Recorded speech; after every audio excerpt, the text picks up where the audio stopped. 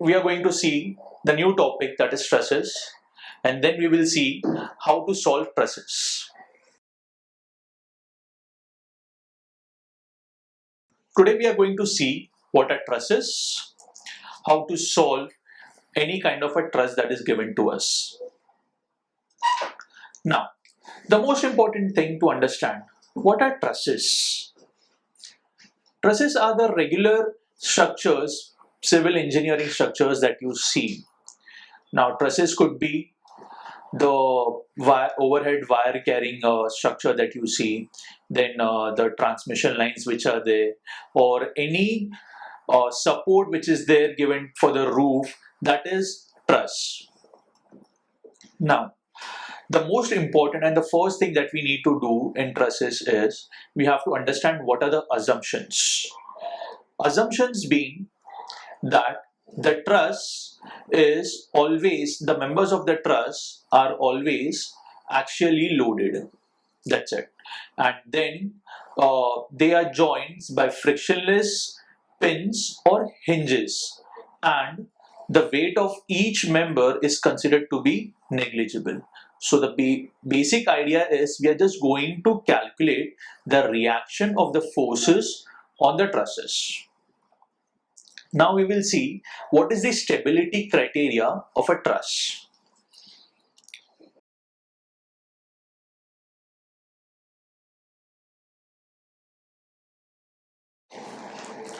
Stability criteria means what?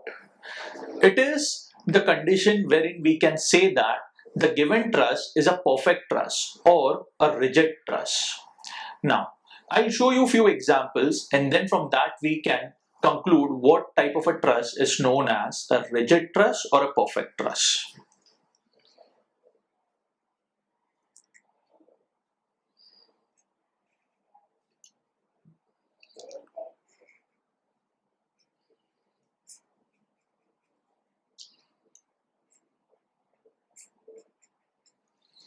Now, I have drawn one figure over here. This is a 4-member joint. You can see there are 4 members. Okay. Now, I have a hinge support over here and a roller support. We know that hinge support is having 2 reactions and a roller support is having 1 reaction.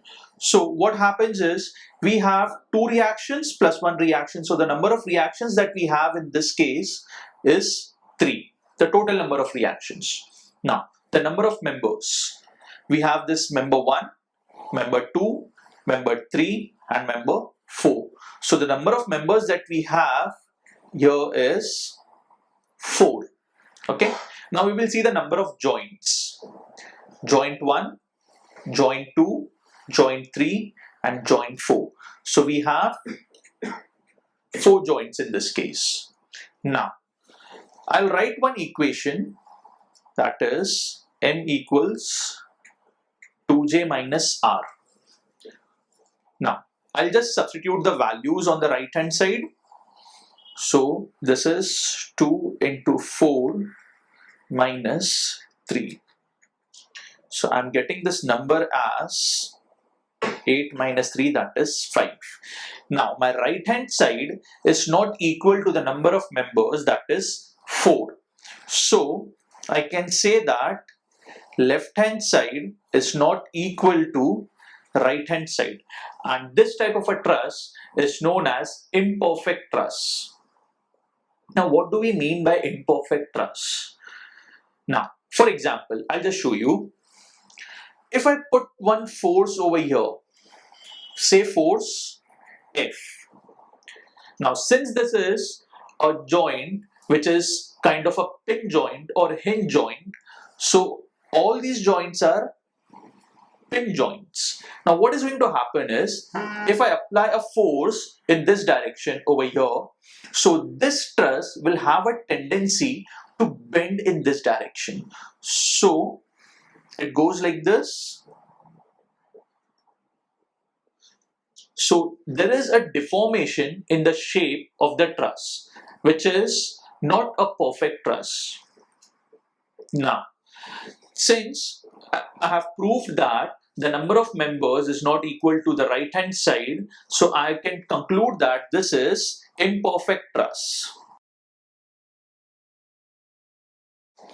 Now we have seen that this type of truss is imperfect truss. Now I will give you one more example.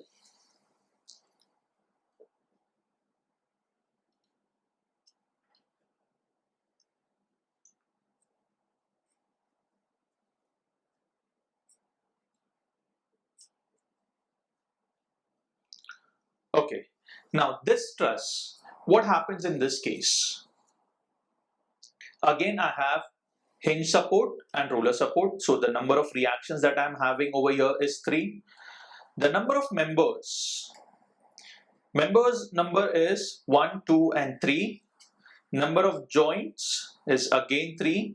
Now if I put it in this equation, m equals 2j minus r, so right hand side becomes 2 into 3 minus 3, which is 3, and that is equal to my right hand side, which is, sorry, equal to my left hand side. So now I can say that this is a perfect truss.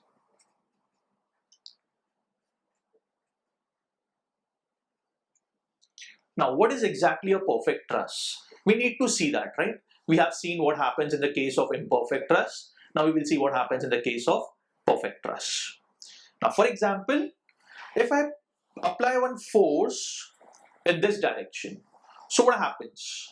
Do you think the truss is going to move?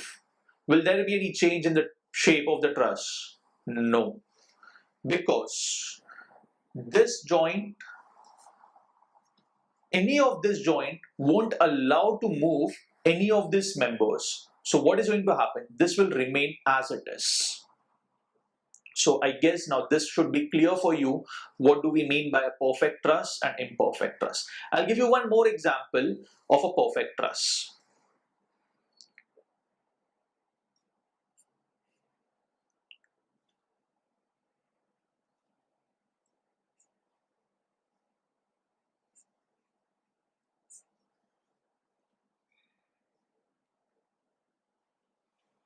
Now, this is as same as the first example that we have taken in this case. Now, what happens over here? I've added one member. I have same number of reactions. So do you think the truss is going to change its shape? No. The reason for that is I have added one member and this member is inextensible. So what is going to happen? This member is going to avoid the deformation that we were having in the first case over here. So if I put one force also over here, there won't be any change in this truss. So what happens? I can say that R is equal to 3, M is 5, J remains 4 because I'm having 4 joints only. So now my right hand side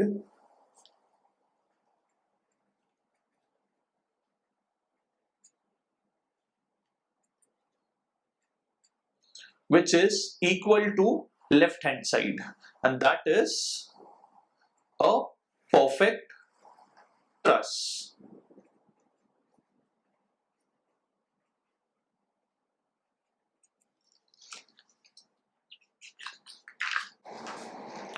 Now I will show you one example of a truss wherein the number of members is more as compared to the right hand side, that is 2j minus r.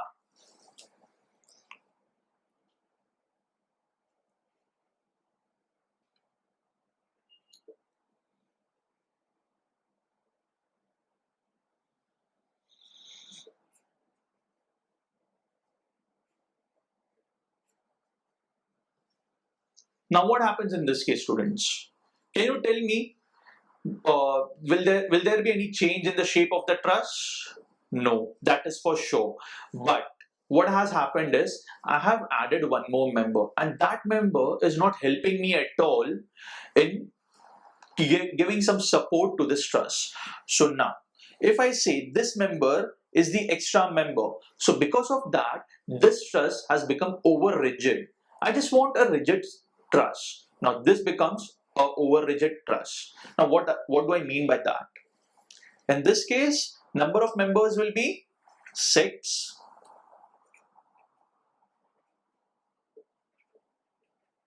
Number of joints is 4 and reaction is 3.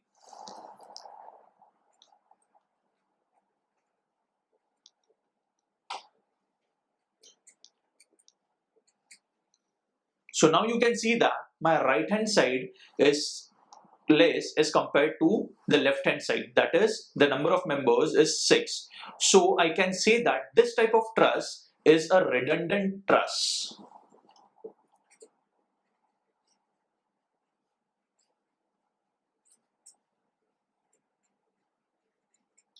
And even this is called as imperfect truss.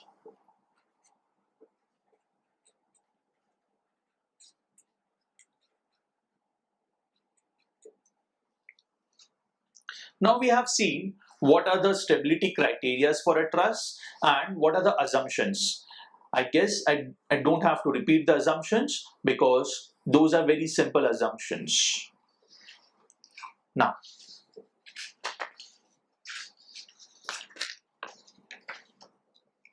we will take one example of a simple truss.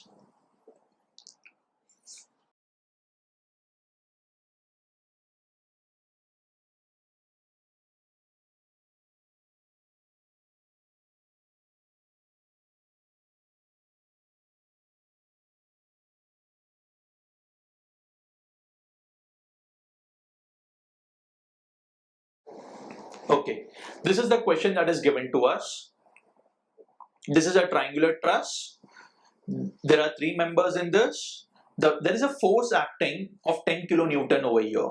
Now we have to find out what are the reactions over here at the base on the supports and what type of force in each of this member, or what is the magnitude of the force in each of this member. So the first thing that we have to do is we need to check the stability of the truss. As we know that we have seen this type of truss is a stable truss, but we have to do this one step, and that is the first step.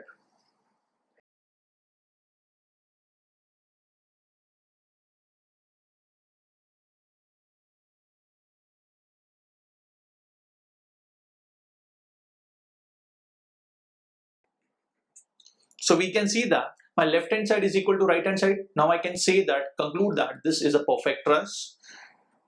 Therefore, I'll say that it is a perfect truss.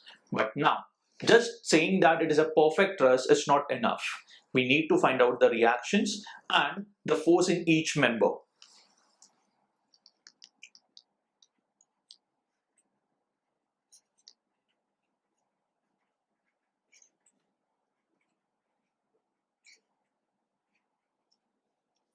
To find out the support reactions, we can draw the FBD of this.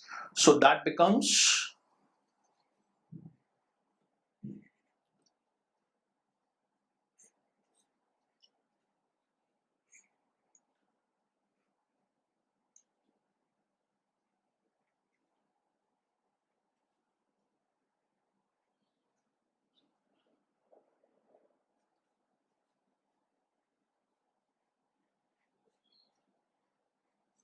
so this is the FBD of my truss. Now what I'll do is I'll find out the support reactions.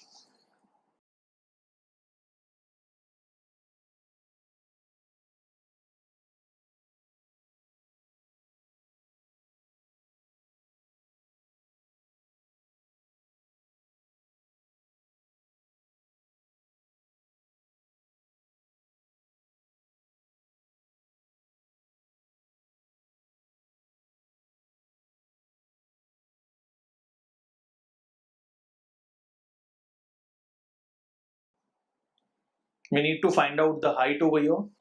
We need to find out this height so that we can take the moment of this 10 kilonewton force. So for that, what I can do is I can say that tan 60 is h by 2.5.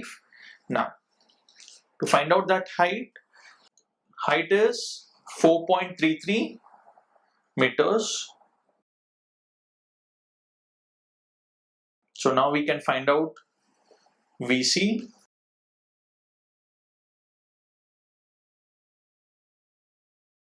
Using this, we can say that VB will be minus of this. So VB is minus 8.66 kilonewtons. Now, what we have done is we have calculated the support reactions and we have said that this is a perfectly stable truss. Now, our main aim is to find out the forces in each member. What do I mean by that? I need to find out the force in member A, B, BC and AC. To do that, what I'll be doing is I'll take any one of these joints and proceed ahead. Now that method is known as method of joints. Now, the first thing that you should be knowing before starting with this method of joints is that whatever joint we take, that joint should not have more than two unknown forces. Now, if I start with, say, joint A, this member and this member, these are the two unknown members I'm having, so I can start with joint A also. Now, joint B, again the same thing is happening. AB and BC is the only unknown over here. I can use this joint as well, and same is with joint C. So what I'll be doing is I'll start with joint B first.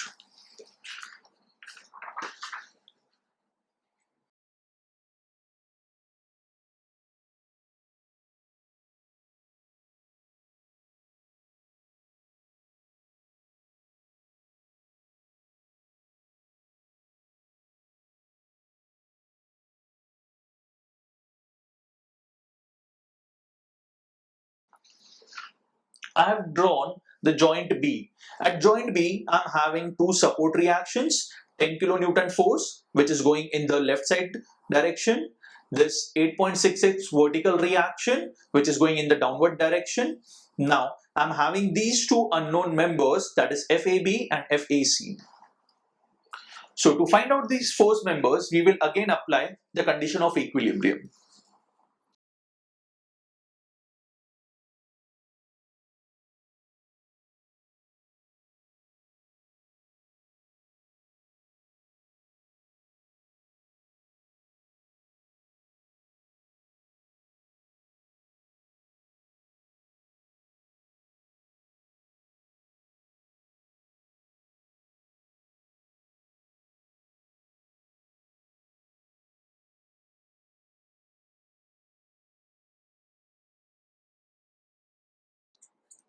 So I got the value for FAB as 10 kilonewton. Since the value is coming out as positive, I can say that the force in this member is tensile. Now what I can do is I can take this value and put it in this equation, summation Fx equation. I can find out the value for FBC.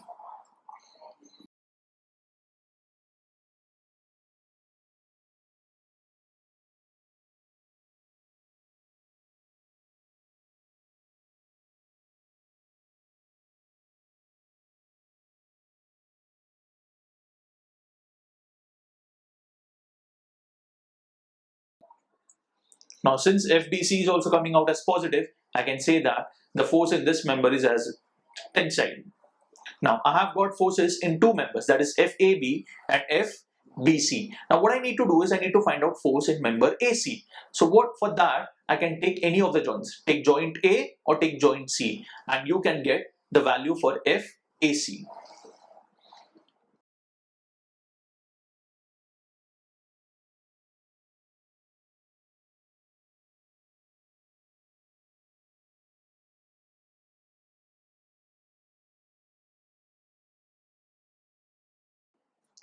Now I have drawn the FBD of joint C. Now what do I see in joint C? I have the vertical reaction which is coming from down, that is 8.66 kilonewtons. FAC is the unknown force and FBC that we have just calculated over here being the 5 kilonewton force. Now to find out the force in member AC, I can apply condition of equilibrium.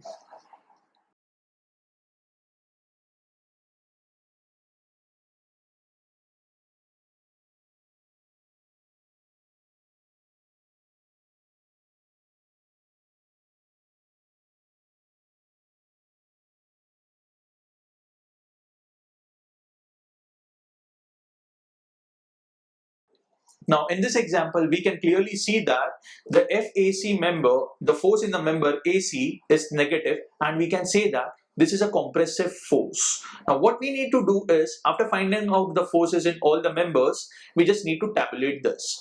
Tabulate this as in, we need to prepare a table and say that this is the final answer that we are getting for the different members.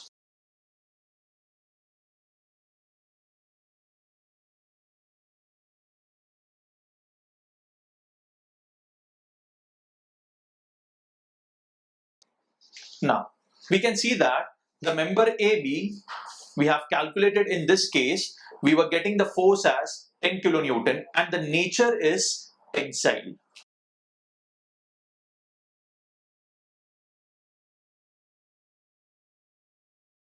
Similarly, you can see the force in member BC and AC. In BC, it is 5 kilonewton tensile force, and AC, it is 10 kilonewton compressive force.